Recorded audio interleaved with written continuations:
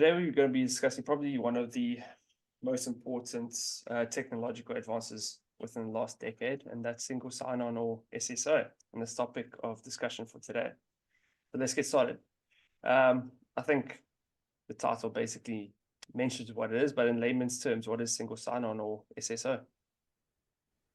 So, yeah, mate, in security and in the world of security and cyber hygiene, again, this is something that's changed over the years. It was originally, initially when SSO was coming out, this was something that people were, avoiding. And the advice was don't use single sign-on because you're putting all your eggs in one basket. And basically what it is when you get to a login page and they ask you for your username or your password on an online account, there's also the option to log in with your Google account or log in with your Microsoft account, or for the dinosaurs, log in with your Facebook account. So that's single sign-on. And what SSO basically is, it's technology that allows you to log in to multiple different applications or websites using just one set of login credentials, like your username and password from Google or your username and password from Microsoft. So what it means is instead of having to remember many different usernames and passwords for each and every service, you only need to remember the one.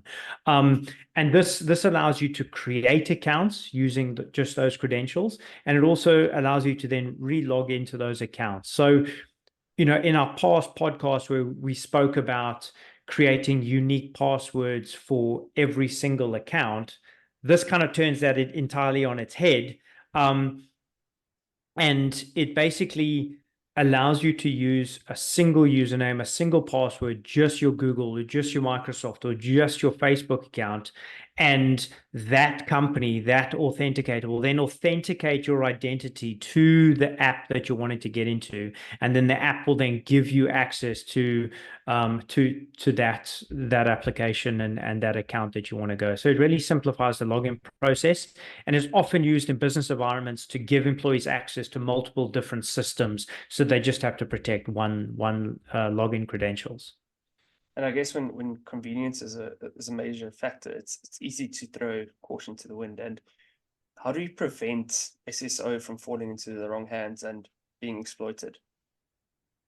Well, exactly like we've discussed in the past about the importance of having unique passwords for each account, because if one account gets compromised, then you're blown across all your accounts. Well, the same risk exists with SSO. So if you're using your Google, your Microsoft, your Facebook credentials to get into all of your accounts, well, what happens if your Facebook gets hacked? Or what happens if you hand over your Facebook credentials to somebody in a scam, in a phishing scam? Well, now they can use those credentials and get into all your accounts using SSO. So there is a big risk there. And, to protect that is twofold. You really need to protect those passwords that you're using. If it's Google, Microsoft, or Facebook, or any other app that's doing SSO today, you really got to protect those passwords. You need to make sure that they're really strong passwords. They're complex, they're long, they're very strong. They're not used anywhere else.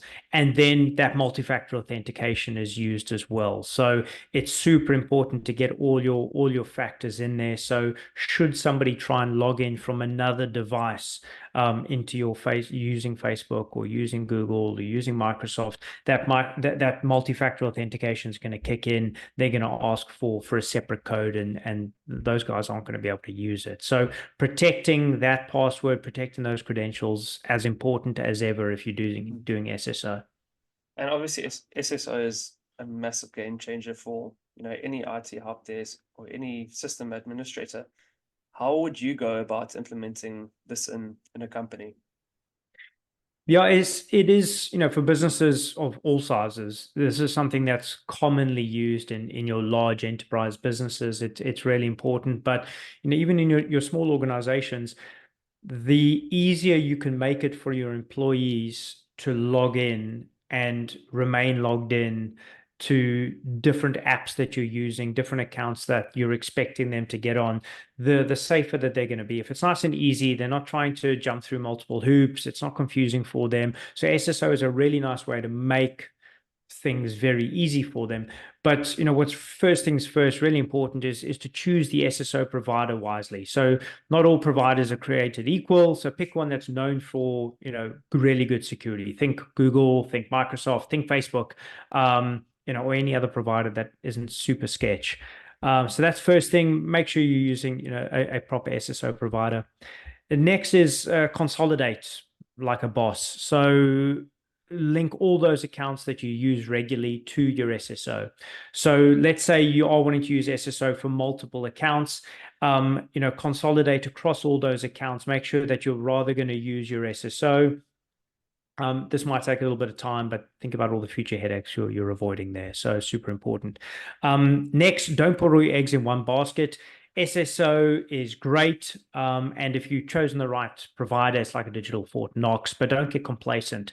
Make sure that your primary SSO account is strong. It's using an unguessable password.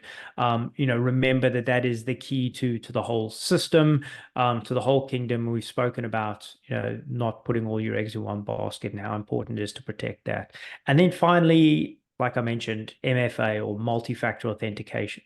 This is an added extra layer of security to your SSO account. So, if for whatever reason somebody does get hold of that Google password or that Microsoft password, there is a next step they'll have to jump through, to authenticate and use that. So MFA is as important as ever.